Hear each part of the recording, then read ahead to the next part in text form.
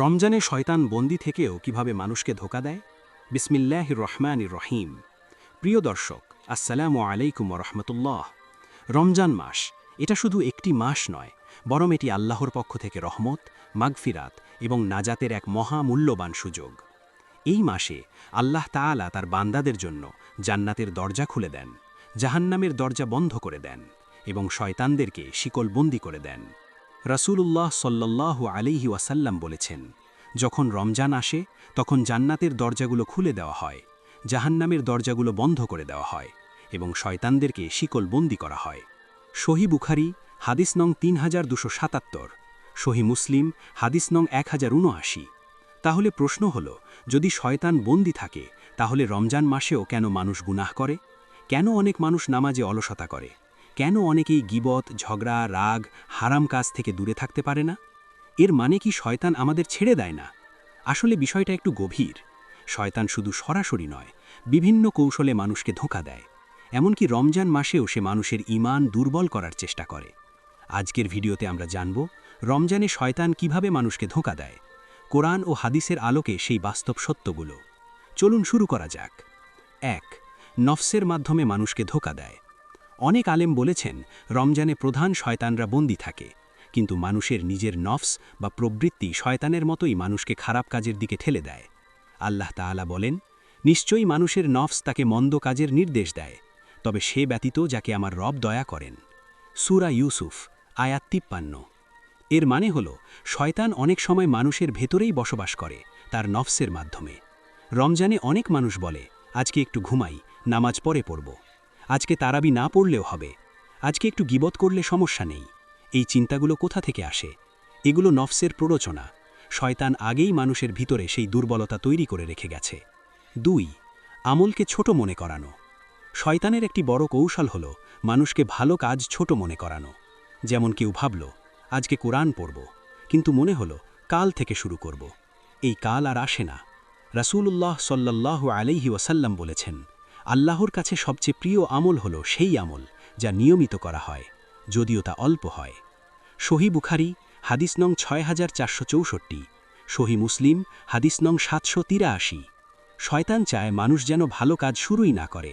সে মানুষকে বলে, একদিনেই পুরো কোরআন খতম করো। যখন মানুষ সেটা করতে পারে না, তখন হতাশ হয়ে পুরো আমলই ছেড়ে দেয়। এটাই শয়তানের ধোঁকা। ৩. রিয়া বা লোক দেখানোর আমল করানো। রমজানে অনেক মানুষ ইবাদত করে, কিন্তু শয়তান চেষ্টা করে সেই ইবাদতের মধ্যে রিয়া ঢুকিয়ে দিতে। যেমন কেউ বেশি নামাজ পড়ছে, বেশি দান করছে, কোরআন তিলাওয়াত করছে। শয়তান তার মনে ফিসফিস করে, মানুষ যেন দেখে তুমি কত ভালো মুসলমান। রাসূলুল্লাহ সাল্লাল্লাহু আলাইহি ওয়াসাল্লাম বলেছেন, আমি তোমাদের জন্য সবচেয়ে বেশি ভয় করি ছোট শিরকের। সাহাবীরা জিজ্ঞেস করলেন, ছোট শিরক কি? তিনি বললেন, রিয়া বা লোক দেখানোর আমল। মুসনাদ আহমদ হাদিস নং 23630। রমজানে এই ফাঁদে অনেক মানুষ পড়ে যায়। ৪. গীবত ও ঝগড়ার মাধ্যমে রোজার সওয়াব নষ্ট করা। রমজানে মানুষ রোজা রাখে, কিন্তু জিহ্বাকে নিয়ন্ত্রণ করতে পারে না। গীবত, ঝগড়া, অপমান এসব কাজের মাধ্যমে শয়তান রোজার সওয়াব নষ্ট করে দেয়। রাসূলুল্লাহ সাল্লাল্লাহু আলাইহি ওয়াসাল্লাম বলেছেন, অনেক রোজাদার আছে যারা রোজা রেখে শুধু ক্ষুধা আর পিপাসাই পায়। সুনানে ইবনে মাজাহ হাদিস নং 1690। কারণ তারা রোজা রেখে গীবত করে, মিথ্যা বলে, ঝগড়া করে। আর কোরআনে আল্লাহ তাআলা বলেন, তোমরা একে অপরের গীবত করো না। তোমাদের কেউ কি তার মৃত ভাইয়ের গোশত খেতে পছন্দ করবে? সূরা হুজুরাত আয়াত 12। এভাবেই শয়তান রোজার আসল উদ্দেশ্য নষ্ট করে দেয়। ৫. অলসতা সৃষ্টি করা। রমজানে শয়তান মানুষের মধ্যে অলসতা ঢুকিয়ে দেয়, বিশেষ করে ফজরের নামাজ, তারাবির নামাজ, কোরআন তিলাওয়াত এই জায়গাগুলোতে সে বাধা দেয়। রাসূলুল্লাহ সাল্লাল্লাহু আলাইহি ওয়াসাল্লাম বলেছেন, শয়তান মানুষের মাথার পেছনে 3টি গিঁট দেয়। যখন সে ঘুমায় তখন বলে, ঘুমাও, রাত এখনো অনেক বাকি। যখন মানুষ আল্লাহকে স্মরণ করে, একটি গিঁট খুলে যায়। ওযু করলে আরেকটি গিঁট খুলে যায়। নামাজ পড়লে সব গিঁট খুলে যায়। সহিহ বুখারী হাদিস নং 1142, সহিহ মুসলিম হাদিস নং 776। এজন্য অনেক সময় ফজরের সময় উঠতে খুব কষ্ট হয়। ৬. দুনিয়ার কাজে ব্যস্ত করে রাখা।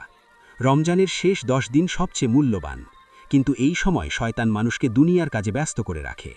ঈদের শপিং, বাজার, দুনিয়াবি পরিকল্পনা এসবের কারণে মানুষ লাইলাতুল কদরের মতো মহামূল্যবান রাত মিস করে।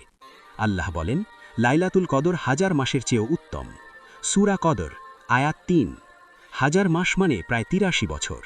এক রাতের ইবাদত পুরো জীবনের ইবাদতের চেয়েও বেশি হতে পারে, কিন্তু শয়তান চায় মানুষ যেন সেই সুযোগ হারায়। 7. হতাশা সৃষ্টি করা। শয়তানের আরেকটি বড় কৌশল হল হতাশা সৃষ্টি করা। সে মানুষকে বলে, তুমি অনেক গুনাহ করেছ, আল্লাহ তোমাকে ক্ষমা করবেন না। কিন্তু এটা সম্পূর্ণ মিথ্যা। আল্লাহ তাআলা বলেন, হে আমার বান্দারা, যারা নিজেদের উপর জুলুম করেছ, তোমরা আল্লাহর রহমত থেকে নিরাশ হও না। নিশ্চয়ই আল্লাহ সব গুনাহ ক্ষমা করেন। সূরা জুমার, আয়াত 53। রমজান হল ক্ষমা পাওয়ার সেরা সময়। রাসূলুল্লাহ সাল্লাল্লাহু আলাইহি ওয়াসাল্লাম বলেছেন, যে ব্যক্তি ঈমান ও সওয়াবের আশায় রমজানের রোজা রাখে, তার পূর্বের গুনাহগুলো মাফ করে দেওয়া হয়। সহিহ বুখারী, হাদিস নং 38। সহিহ মুসলিম, হাদিস নং 760। 8. ছোট গুনাহকে তুচ্ছ মনে করানো। শয়তান মানুষকে বলে, এটা ছোট গুনাহ, এটা করলে কিছু হবে না। কিন্তু ছোট গুনাহ জমতে জমতে বড় হয়ে যায়। রাসূলুল্লাহ সাল্লাল্লাহু আলাইহি ওয়াসাল্লাম বলেছেন, ছোট গুনাহগুলো থেকে সাবধান হও, কারণ এগুলো জমতে জমতে মানুষকে ধ্বংস করে দেয়। মুসনাদ আহমদ, হাদিস নং 23202। রমজানে যদি মানুষ ছোট গুনাহ থেকেও বাঁচতে পারে, তাহলে তার তাকওয়া অনেক বেড়ে যায়। কিভাবে শয়তানের ধোঁকা থেকে বাঁচব? 1. নিয়মিত কোরআন তিলাওয়াত করা। 2. 5 ওয়াক্ত নামাজ জামাতে পড়া। 3. বেশি বেশি ইস্তিগফার করা। 4. গীবত ও ঝগড়া থেকে দূরে থাকা। 5.